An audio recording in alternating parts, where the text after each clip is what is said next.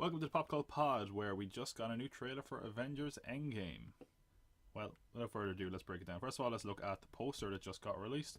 There are a few things worth noting here. For one, Hawkeye and Ant-Man are back. They were not in the poster for Infinity War, but of course they're going to be quite pivotal, as we will see in this trailer. Thanos is more or less in the background. We don't get any shots of him in this trailer.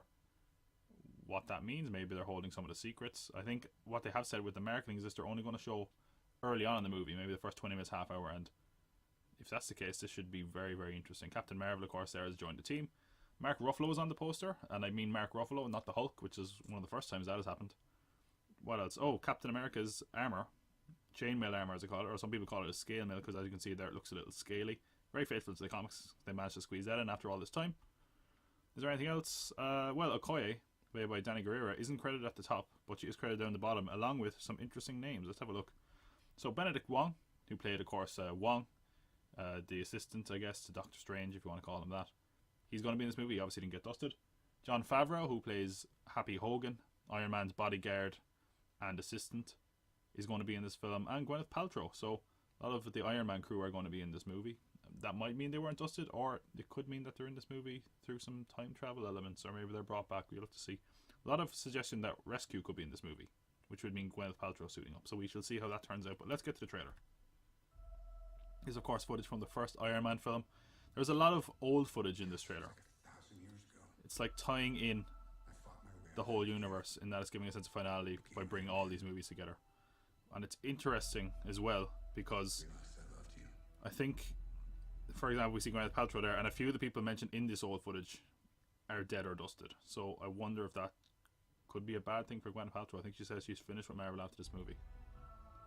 I know I said no more surprises, but I was really hoping to pull off. Tony is still stranded in space. We saw this in the first one, first trailer, I should say. This is from the first Captain America. Now let's talk about the voiceover here, because I've seen people incorrectly say that it's Black Widow. It's actually Peggy Carter from Winter Soldier, as we can see here. In that scene, she says this, and this is what she's saying in the trailer: "The world has changed, and none of us can go back. All we can do is our best, and sometimes the best that we can do is to start over." So that's, of course, putting the idea of time travel into people's mind. What if they basically go back and try get to the Infinity Stones first again? What if they basically try again, start over? This is, of course, our shot in New York. There's a few shots that aren't New York, which we'll talk about in a sec. Okay, a shot everyone is talking about. People are saying this is Kate Bishop, who, if you don't know Kate Bishop, that's what she looks like there. She essentially takes up the mantle of Hawkeye later on. Now, the thing is, this isn't Kate Bishop. This is Hawkeye's daughter. I think her name is Lila Barton in the MCU. We saw her maybe briefly in Age of Ultron. Okay, how do we know that? For one, if you look at the background, you can see two boys, presumably Hawkeye's two sons, and his wife. So that's Hawkeye's family. That's the Barton family, I guess. Now, some people are saying, is this Catherine Langford, who is in 13 Reasons Why? You can see there it clearly isn't, because there was a lot of speculation she was going to play Kate Bishop. There's no possible reason that she couldn't, take up that mantle later on in the film, but this clearly isn't her. Now, this also seems to take place pre-snap because of Barton's hair. It's not in a mohawk yet, as we will see later on. I think there's a good chance that this is probably towards the start of the movie, and unfortunately for Hawkeye's family, they're going to get dusted. And I think that's really sold by what happens and the juxtaposition with this next shot. All we can do is our best. This is essentially Hawkeye taking a dark path, where he's Ronin, who's a lot more, I'm not going to say evil, but he's a bit of a darker version of Hawkeye in the comics. When he takes up that mantle, he uses two swords, as we saw in the other trailer. Very faithful costume as well there. You can see the accented gold when he's in Tokyo. That's what his suit looks like in the comics. Again, very faithful. And of course we saw those swords in the previous spot. We can do. Here's obviously Black Widow. Black Widow's hair is very important throughout this trailer, because it gives us an idea of the course of events. Here she is going to save Barton, and we'll talk about that in a bit in a sec. This is, of course, Peggy Carter's funeral. So again, we're seeing more footage of people who are dead. Asgard from the first Thor movie. And then, of course, Odin is dead, and then we get to Thor losing everyone. So essentially Thor has lost everyone he loves, and it's really pushing that narrative. These people die. I keep telling everybody they should move on. Some do. Now, again, There wasn't much to say in that clip because we were only really just seeing footage of the previous films and who got dusted, and it's really just hammering home that it's a loss while also not giving anything away. Okay, Black Widow's hair here. Should suggest how much time has passed between the snap. This movie, I think there was rumors that it could go up to at least 5 years. I don't think there's any evidence to suggest that in this trailer. But clearly this is a long time after. The short blonde hair is now gone. It's back to long, and it's also, the dye is essentially wearing out. Her hair is going back to its natural colour of orange, or red, I suppose more accurately. Again, the hair in this is really important because I guess we're all fascinated with Black Widow's hair because that's giving us a lot of secrets in this trailer. Okay, of course Scott Lang here. Now, people are asking where this is. From what I can tell and from what I've heard, this is on the same street that Cassie Lang, his daughter, lives on. So, presumably this is Ant-Man, now out of the quantum tunnel, looking to see what has happened, looking to make sure his daughter is safe, and seeing these missing posters. Now, other people are saying, oh, well, he could be just realising the magnitude of the situation that everyone's missing. Maybe he's actually looking at a poster of himself that his daughter put up. We don't know. That would definitely be a very haunting image, and as you can see, it looks very post-apocalyptic, very overgrown. Time has clearly passed quite a bit since he's been in that quantum realm. Even if there's a small chance. Right, this is a shot that everyone is getting wrong. It's not New York, people. That shot is not New York. Okay, that's the Rainbow Bridge.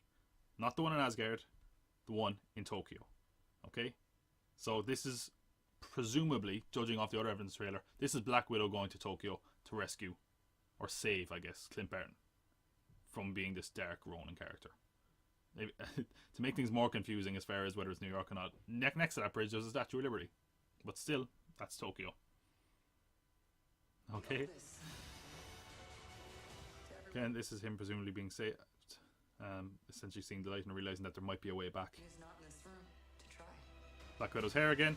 We don't know where this facility is. We see it a bit later on as well. Now this explosion, this looks to be after he's essentially come back to being Hawkeye because he does have a bow. We do see a few people running from explosions later on in the trailer. Could this be connected? We don't entirely know or really know where this is. It looks like some sort of facility. Could be maybe the lab that Ant-Man is in later on in the trailer. We're not entirely sure. I don't think it's Avengers HQ, but we don't really know where this is yet. Money shot. Okay.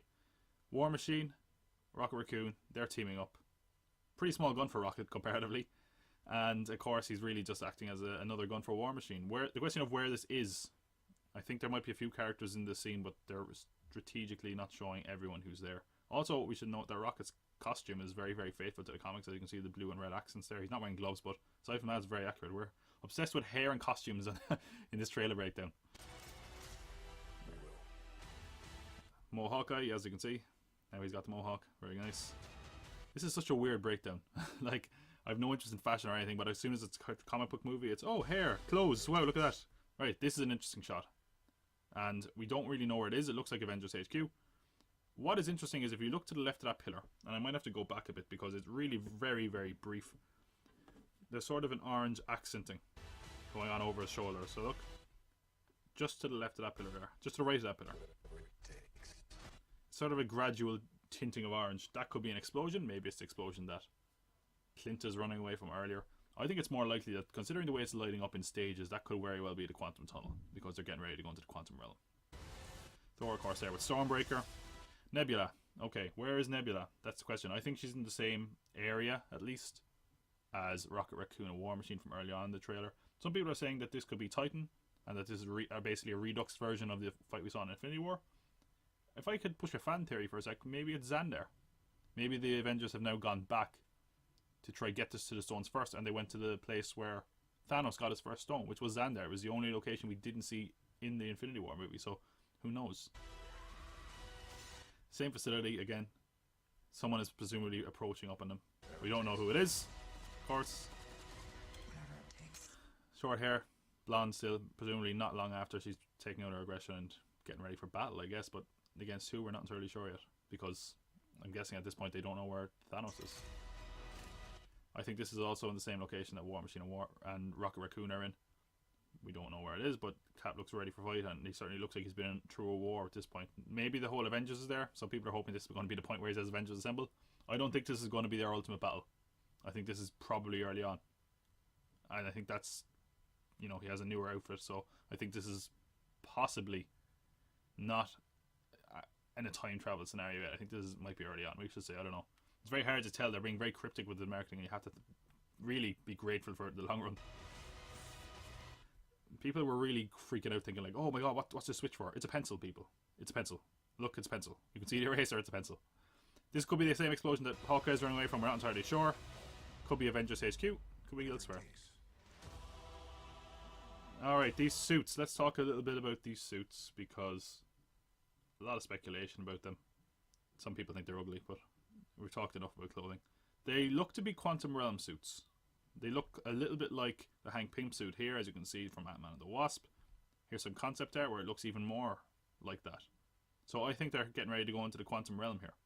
And as we learned from Ant-Man and the Wasp, the Quantum Realm has time vortexes, so that might be their secret to time travel, which is going to be necessary for them to turn the world back to the way it was.